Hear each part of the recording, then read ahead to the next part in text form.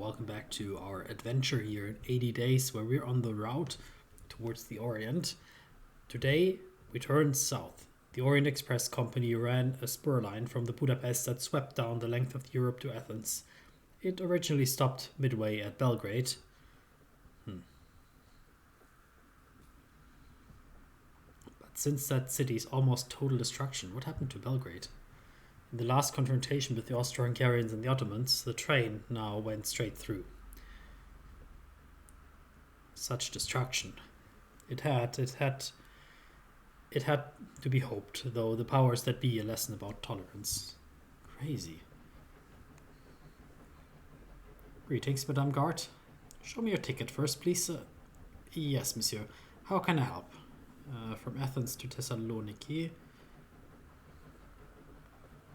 Well, let's talk about Athens in general. Athens is an ancient history. Can I go to Antalya from there? No idea. But now, Antalya is one of the most beautiful places on Earth. Now, anyway. You are holiday makers? Not quite. No, indeed, we're going around the world. You're going around the world, you say? How remarkable. Well, about Antalya. Well, this is beyond my remit. Okay. Well, if you know, could we go from Antalya to Baghdad? Let's just say that you can pick up ancient artifacts in Baghdad that will sell for a fortune in Dubai. People have the most random information. Okay. Thanks, I guess. Can I go to Tunis? Well, I get that's actually the wrong direction. Alright. I'm asking. Stupid question. Alright, Belgrade. Despite knowing to expect it, I could not help but grasp as we swept through the empty husks of Belgrade. It seemed home only to ghosts. A perfectly preserved museum exhibit. To all appearances, one might believe there had never been people here at all. Quite what had happened, no one truly knows. The roads, houses, viaducts were all still standing, the gas lamps still burned, but not a single voice cried out, and not a door or shutter moved. My God, wonder what happened here. I asked Monsieur Fox his thoughts, and he sighed. I fear that our age is seeing a great experimentation in warfare, much as in every other walk of life. I fear so. Indeed, he replied, but at least the trains move faster. His answer seemed to me as bleak as Belgrade itself, but as the Orient Express left it behind, it carried us towards a long evening of gentle wines and candlelight, which went some way towards lightening the soul. Yeah. Have some conversation with our master, I suppose. So we can take care of him a bit because he's still pretty bad, I guess. So let's give him wool shirts. Thank you, Passepartout. That'll make me very comfortable. And the trousers. Excellent, my man. That would be most pleasing. And an apple. A rare pleasure. So that now he's a little bit in a better state. So we have to plan our way. Towards Istanbul, I think, is always a good call. We arrived at Thessaloniki station in northern Greece in the morning. A few passengers disembarked. Oh, so this is a good question. Could we go to Athens and then take a ship somewhere? Or we want to try to go to Istanbul and then have maybe more options towards... I think the original line of the book goes through the Suez Canal. And we mentioned that earlier. So I think we will stay put and go to Athens with the hope of setting over towards Alexandria or even through the Suez if we can. We stay put. Intending to reach Athens and then take one of the many sea routes into Turkey or Egypt, exactly. The journey to Athens took the rest of the day. I think the gauge of the rails grew narrower, and as it negotiated the winding cliff sides of Greece. This country appears to be entirely made of coastline. At a more delightful spot I cannot imagine. Okay, our master is recovering very well. We were well catered for, of course, and arriving feeling most refreshed. That's good to hear.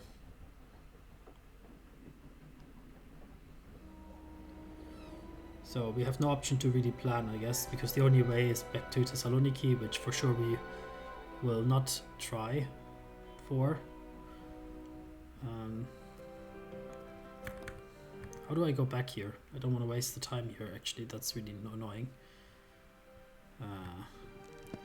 Guess I have to click Athens. Can I still explore? No. Can I go to the market quickly? Oh, we can sell this here in Antalya. Antalya, that would be great to go there. Oh, we need to go to Antalya. Look how much money we can make. Urban travelers. No, we hopefully don't need the Russian things. Can of engine oil. That could be good. Alexandria, Izmir, and Odessa. Huh. I forgot to sell that somewhere, right? Let's sell it here and go that one. We hopefully will go to Cairo. Thessaloniki, okay. Let's see. I forgot to sell this stupid thing. That's annoying. Alright, we'll head for the hotel.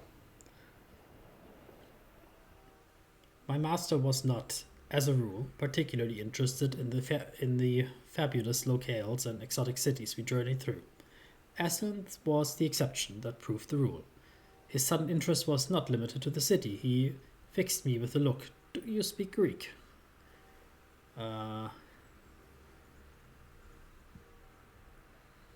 I did, though I will not go into the circumstances of how exactly I came to learn the tongue here. Mais oui, monsieur. I smiled sharply, repeating a few of the phrases I had, shall we say, picked up. Monsieur Fogg blushed vermilion. That, Passepartout, he cleared his throat, is a very specialized vocabulary. Despite my master's grasp of ancient Greek, the demotic variant more commonly spoken on the streets eluded him. We were reduced to asking for directions through a combination of mime, moi, opposite quotations from Homer, my master, and half-remembered flattery, moi encore. We picked our way through the labyrinthy streets of the Blocka and ended to the Acropolis. I watched Monsieur Fogg as he looked upon the Pantheon's magnificent columns. Through his lips did not much as a twist. He looked for a brief moment joyous. I knew it. I knew that under the icy exterior and Englishman's reserve lurked a soul. It was impossible to feign such joy. As we stood admiring the architecture, I was rudely knocked into by a small man with thick glasses.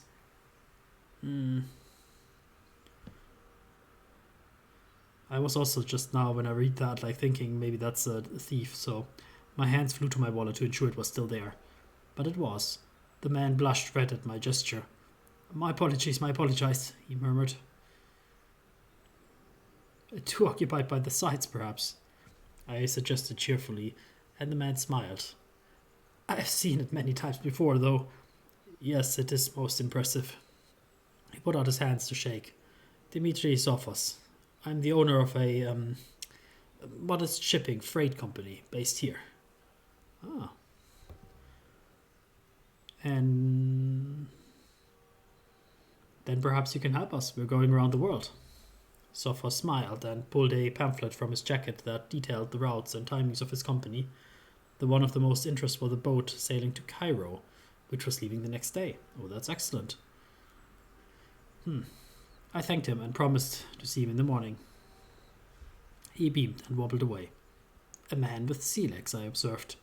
Monsieur Fogg, still gazing longingly at the Pantheon, did not reply. I doubt he noted a word of the entire exchange. Ah well, his loss.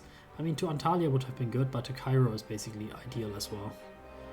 To Izmir, from Antalya to Beirut, and then to Alexandria. Yeah, we're definitely going there. In fact, we can go there right now, towards Cairo. I think there's no waste to do. We have a lot of money. That's the good news. We just never have to look at money again, I think, until the end of the journey. We found our way to the Sophos ferry terminal in good time. So even this morning we went, not even tomorrow.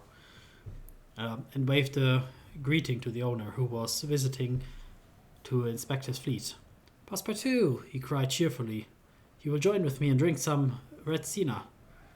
Monsieur Fogg lifted an eyebrow but said nothing. That would be most enjoyable. I told him, never want to refuse a toast. My master shook his head, just the tiniest fraction before spying a local cafe and placing himself down outside it.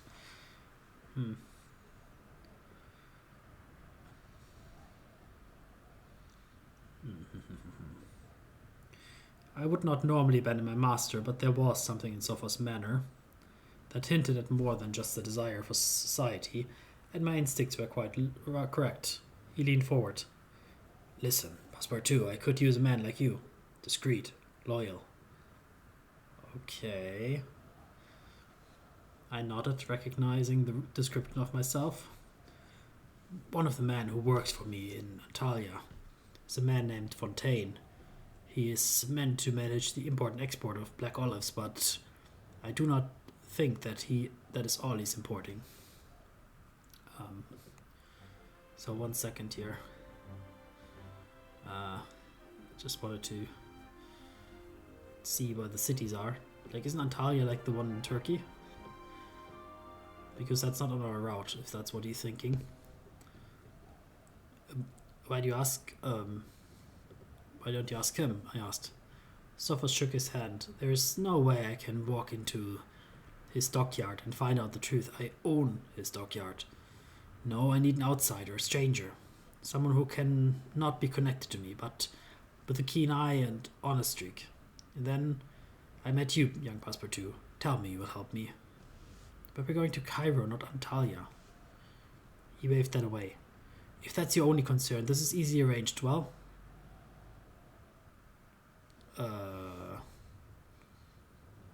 my master needs me, I replied. I cannot go taking on other jobs. I see, he answered, nodding slowly. He pulled a long leather wallet from his pocket and laid it on the table. Tell me, Passepartout, are you the sort of man that's motivated by money? I think we have like principles. I would say never. Never. Then what is it that you want? He asked, puzzled. We are going around the world, I told him. We need transport, connection, speed. Very well then. From Antalya, take the boat to Beirut. I will meet you there with a private airship to carry you as far as Manama. From there, it's a fast boat to Bombay. From Antalya to Beirut. I mean, we wanted to go to Cairo only to make some money, basically, from Beirut, and then we're going to go to here. That would be really nice. That would save us a lot of shipping time, I guess, if we can take a private airship to Manama. Okay, I think he makes a good argument. I shook his hand. He slapped me on the shoulder and sent me back to Monsieur Fogg. We climbed aboard the Sophos ferry, finding some space between barrels of olives and large packing crates that smelled of fish. Soon, the rope slipped from its ring, and we were away. And then we can go to Bombay. Yeah, boat ride to Bombay. Alright, have a conversation here. Madame Nicolai, Passepartout, welcome aboard. Antalya to Beirut. Mentioning boats, I've been told there's irregular service from Astrahan to Baku. Not even close to where we are, but okay, thank you for the information. Like, half the time what they're telling you is like completely crazy. Okay, I'll just do a few random ones because there's no point of like this information, I guess. That's not even close to what I need, but okay, thank you. Ooh, the master is really suffering on this journey. We'll take care of him a bit. Shaping his mustache. Oh, yeah, he's not enjoying this. Sophos was true to his word. Somewhere in the midst of the Aegean, we turned about until a few hours later we were arriving on the coast of Turkey. Monsieur Fogg seemed perturbed by this turn of events, but did not mutter a word as we disembarked. Oh, the poor guy. Our poor master. So we need to investigate the guy at the docks, I suppose. Let's see about that. We have the option to sell stuff here. That was actually also good. I forgot about this. I wanted to just sell this stuff because I'm stupid and forget things. This we need. This one, I guess the European stuff we can leave behind. Let's take this one. Eastern spies in Alexandria and Beirut. We're not going there. Baghdad, Tehran. We'll skip that stuff also, I think. So the Indian stuff is more important for us because we're definitely going through India. Seems like.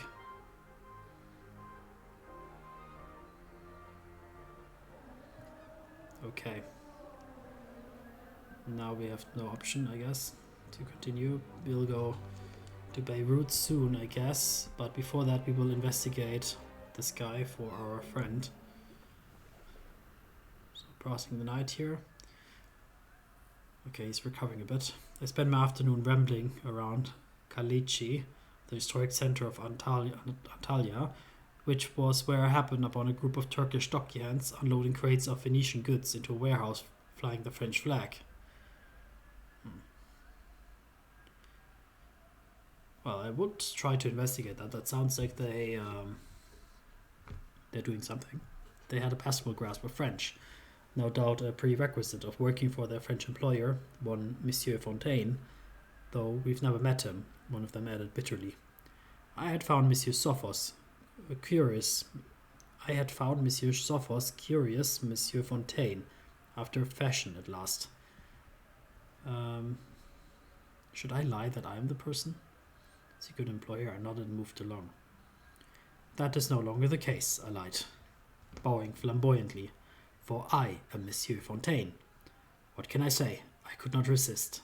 I gave a booming laugh at the sort the Monsieur Fontaine of my image would boom. Alas, behind this bluff exterior we had only recently suffered heartbreak. Such an emphatic fellow he was, prone to making friends. An act of random generosity. Alas, my invented backstory saw me doiling out banknotes to these stockholders quite haphazardly. Thus I was ensconced in my role. I spent a cheerful, if deceptive afternoon getting to know my employees and inspecting the merchandise. They cracked open a crate to reveal a treasure trove of Venetian glass, glittering blue-green in the Anatolian sun. Is this all? I demanded in some surprise. Time for a gambit. Where's the rest of it? The man looked surprised. The rest? The special shipments, I replied with an insinuating look. But the foreman only shook his head. This is all there is, monsieur. The boxes are labeled as olives, of course, and we all know that's not what they are, but it's glass, only glass. I had seen such glass before, of course, used inside automata to control their patterns. I took a piece, wondering what purpose it might serve. Would this news be enough to earn us passage aboard Monsieur Sophos' airship from Beirut? Let's see. Nice, this played out. So, to go to Beirut tomorrow, let's negotiate. 600 more, let's do it. Why wait? Let's get out of here. The Nefertiti was a tall-masted Egyptian clipper that sailed around the coastline from Antalya all the way to Alexandria. I was content to enjoy the ride, for as long as it would last. The boat sailed smoothly, the water was clear and beautiful, and with Monsieur Fox happily escorted below decks, I was free to enjoy a stroll around the deck well into the evening. I was the travelling gentleman, and not his personal surfer. But we still want to try to make some good for our man here. Greetings, sailor. Hold this rope, would you? What is it you want? From Beirut onwards, please. You have lost me, my friend. Okay. Not the person to talk to, I guess. Let's say, can we go through... Speaking of airships, I understand Colombo can be reached from Madras aboard the Colombianese airship. Yeah. Okay. Yeah. Colombo. Tell me about South America, I think it's right. The rumors is for some buyers will pay well for engine oil from Colombo. Okay. Colombo. I don't know where that is. Colombo to Singapore? Yes, Colombo is linked to Singapore by T-Clipper. Okay, where is Colombo? Madras? Okay, Colombo is down here. Okay, and then we can go to Singapore. Okay, this information is somewhat useful, I guess. Alright, we'll head out here in Beirut. The evening drew on, and the crew sailed ginslings with great... The crew served ginslings with great cheer, the captain nodding to me as the liquor was poured. "Enjoy," he called. I saluted him with my glass and savored the cool drink as the sun went down and the fire and smoke across the sea. Ah, how nice. But we still need to take care of our master a bit more. So here well, we need to find our guy that promised us the airship. So for that, let's go firstly to the bank. Venetian glass. The engine oil we want to keep. The traveling cloak. The air traveler satellite maybe we'll sell. Oh, we'll sell this one for sure. That's not needed. Loaded dice could be good.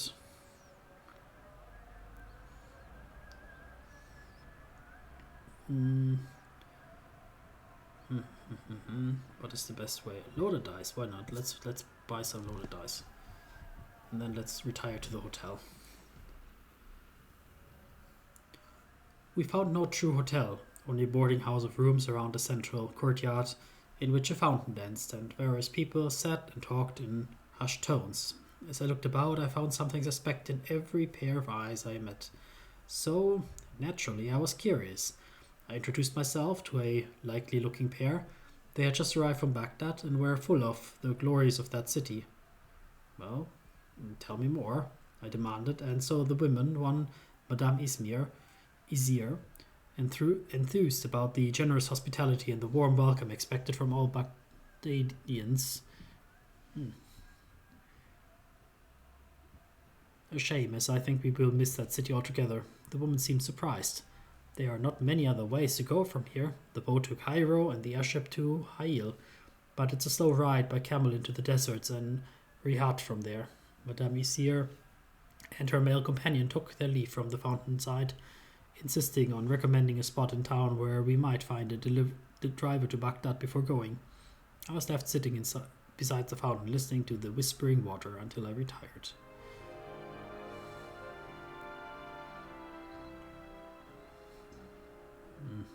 Going in the middle of the desert? I don't think so. So we will be exploring and trying to find our men. Steamers thronged Beirut's modern harbor, and airships hung in the air above, tethered with long cables and rows of purpose-built iron rings, which ran perpendicular to the docks. I went looking for Sophos the Greek, fancying I could find him in the warehouse area of the harbor. In the end, he found me, creeping up as I sat dejected by the waterfront, feeling I had wasted another day on this fool's errand.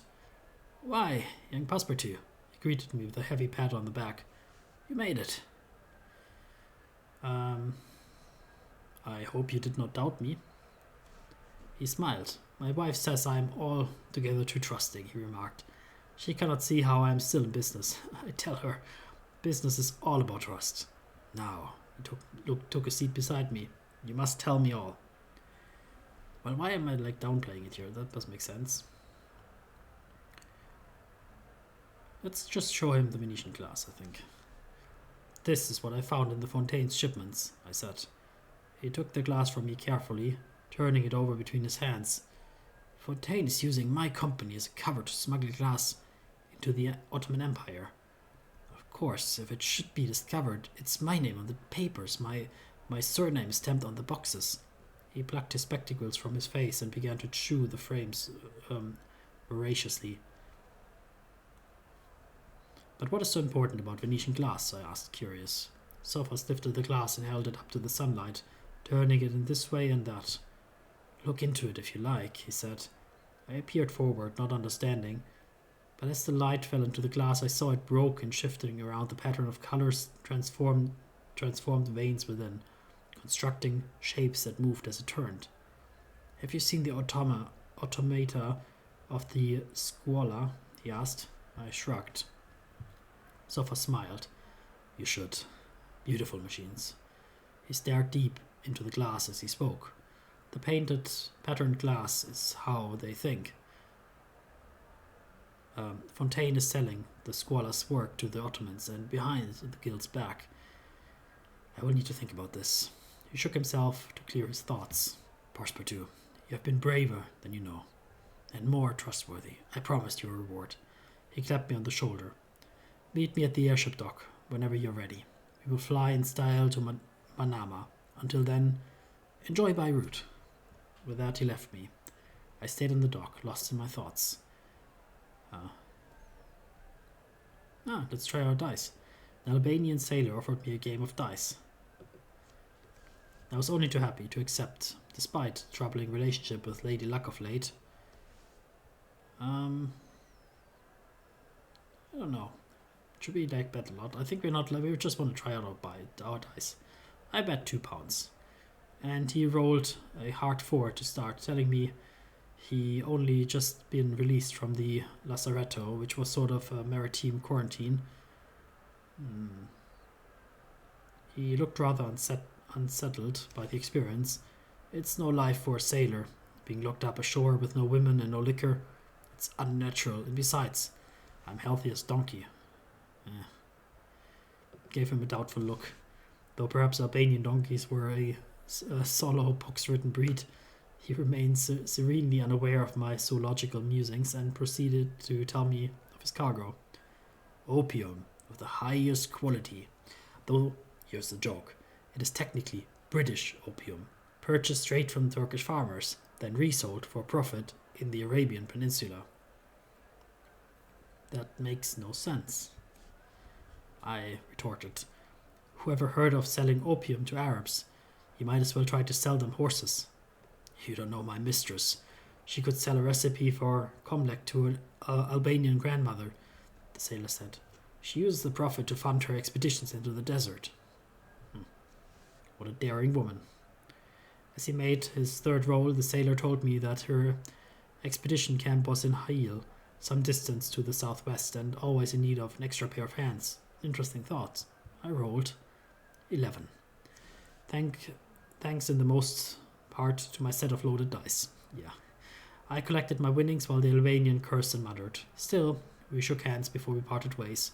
The hour was growing late, and I thought it best to retire to my master, having made a profit in Beirut. Yeah, we have made a little bit of money, but we didn't want to take him for completely a fool. And that's what I meant, this game is super replayable. You could now go to Hail and stuff. This playthrough will probably not go there, but you could go there and explore what's up there. Every town has so much to offer.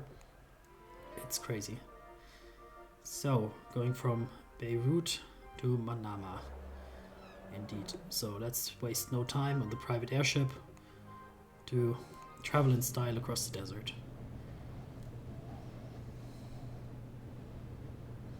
What a large airship this must be. Ready to fly, gentlemen? Sophos asked as he greeted us below the rotors of his private airship. My master nodded. Certainly, I agreed. Sophos beamed and clapped his hands together. You will find my little craft most surprising, he declared mysteriously, then clambered on board and waved us inside. We hurried up the ramp into the craft. As a private dirigible, it contained a vast amount of space, but most of it was filled with pipes, tubing, heat exchangers, and all manners of dials.